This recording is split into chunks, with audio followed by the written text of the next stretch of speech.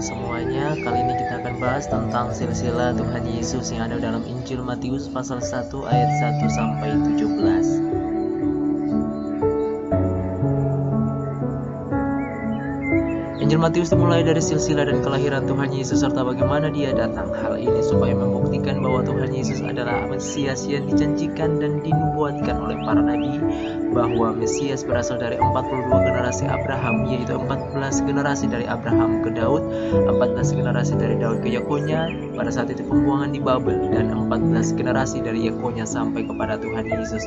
Kita bisa baca perkataan atau kalimat Allah kepada Abraham dalam kitab Kejadian pasal 22 ayat 18 yang menyatakan, oleh keturunanmu lah semua bangsa di bumi akan mendapat berkat karena engkau mendengarkan firmanku. Hal ini juga dikatakan dalam kitab Bilangan pasal 24 ayat 17, Yesaya pasal 11 ayat 1 sampai 2, Yeremia pasal 23 ayat 5 sampai 6, 2 Samuel pasal 7 ayat 12 sampai 13, dan semuanya digenapi dalam Injil Matius pasal 1 ayat 1 sampai 17. Hal ini menunjukkan bahwa Allah setia kepada setiap janjinya, walaupun Abraham mungkin mengira bahwa dia yang dimaksud adalah anak kandungnya sendiri. Namun ternyata putra itu pada jarak 42 generasi, sekitar 2000 tahun lamanya. Kita perlu belajar bahwa apapun itu doa kita dan apapun bahkan kapanpun itu jawaban doa kita tetap bersyukur karena dengan itu kita beroleh damai sejahtera. Banyak orang merasa putus asa akan janji itu karena Israel menjadi jajahan bangsa Romawi. Namun dari itu kita lihat bahwa memang Tuhan Yesus harus datang dan menjadi tunas muda dari tanah yang kering. Kita bisa baca dalam Yesaya pasal 11 ayat 1. Jadi kita harus belajar bahwa jawaban doa kita akan terjadi dan tampak sangat mustahil. Kita masuk dalam rangkaian silsilah Tuhan Yesus. Ada beberapa hal yang kita dapat lihat dari rangkaian silsilah Tuhan Yesus dalam Injil Matius pasal 1 ayat 1 sampai 17. Yang pertama, bahwa Tuhan Yesus bukan berasal dari kesulungan para leluhurnya dan bukan seperti para raja duniawi, melainkan dari kehendak Allah yang meninggikan orang-orang yang rendah, yang merupakan cara pemeliharaannya. Yang kedua, di antara putra-putra Yakub di samping Yehuda, yang darinya lambang pemerintahan atau Silo berasal, perhatian hanya diberikan kepada saudara-saudaranya. Kita bisa baca dalam Matius pasal 1 ayat 2. Tidak disebut tentang Ismail putra lain dari Abraham atau Esau putra lain dari Ishak, sebab mereka bukan bagian dari rangkaian penyelamatan Allah. Sedangkan semua anak Yakub dimasukkan, dan meskipun bukan merupakan bapak-bapak leluhur Kristus, mereka adalah bapak-bapak leluhur gereja. Kita bisa baca dalam Kisah Para Rasul pasal 7 ayat 8. Dan oleh sebab itu mereka disebutkan dalam silsilah. Yang ketiga, Peres dan Serah adalah putra kembar dari Yehuda. Keduanya disebutkan dalam silsilah, namun hanya Peres yang menjadi garis keturunan Tuhan Yesus. Alasannya bahwa saat keduanya dilahirkan, Serah mengeluarkan tangannya dahulu sebagai lahir sulung. Namun Serah kembali menarik tangannya sehingga Pereslah yang memperoleh hak kesulungan.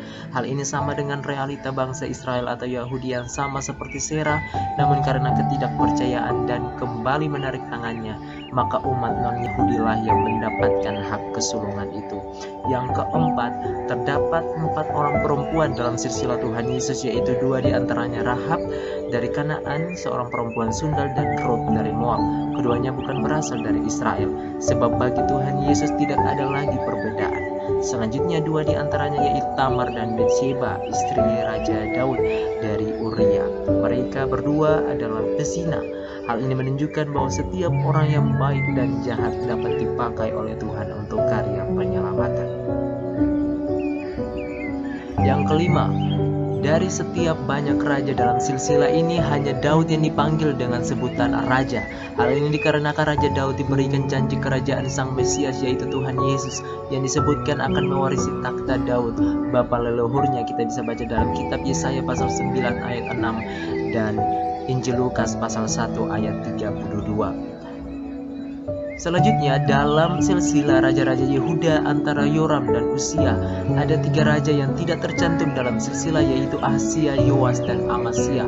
Oleh sebab itu, ketika dikatakan bahwa Yoram memperanakan Usia, yang dimaksudkan adalah Usia adalah keturunan Yoram, seperti yang dikatakan Yesaya kepada Hizkia dalam kitab 2 Raja-Raja pasal 20 ayat 12-21, bahwa segala miliknya baik itu harta dan anak akan diangkut ke Babel.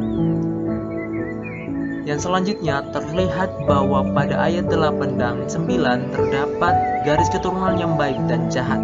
Rehabeam yang jahat memperanakan Abia yang jahat, Abia yang jahat memperanakan Asa yang baik, Asa yang baik memperanakan Yosafat yang baik, Yosafat yang baik memperanakan Yoram yang jahat. Semua ini dapat dipahami bahwa anugerah Allah tidak turun dari hubungan darah ataupun dosa, namun semua yang adalah miliknya diberikan kepada siapapun yang dikenan baik ataupun jahat. Dalam ayat ke-11 dan 12 bahwa pembuangan di Babel adalah suatu masa yang luar biasa dalam silsilah Tuhan Yesus. Kita akan heran karena penyiksaan ini tidak menghabiskan seluruh bangsa Israel seperti bangsa lain.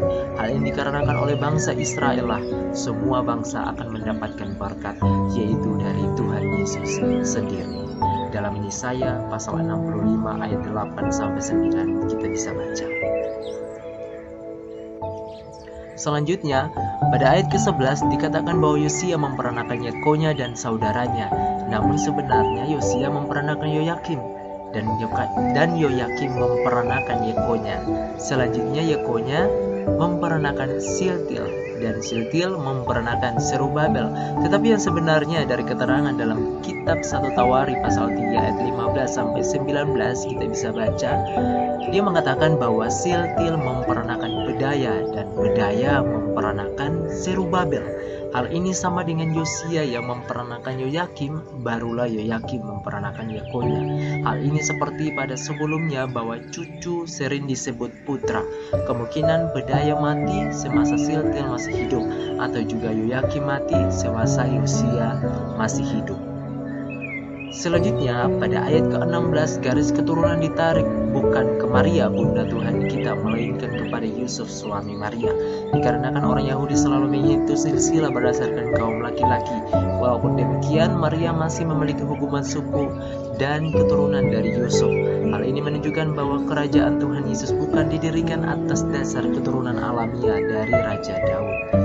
Yang selanjutnya, pada ayat ke-16 juga kita lihat bahwa pusat dari garis keturunan ini bertemu pada Tuhan Yesus. Dialah yang ditunggu-tunggu sekitar 2000 tahun lamanya sebagai pembawa damai dan berkat bagi seluruh bangsa-bangsa. Mesias Sang Raja. Kita bisa baca dalam kitab Daniel pasal 9 ayat 25 dan yang diurapi Allah dalam kitab Mazmur pasal 2 ayat 2. Jadi terhitung seluruhnya bahwa ada 42 generasi sampai kepada Tuhan Yesus.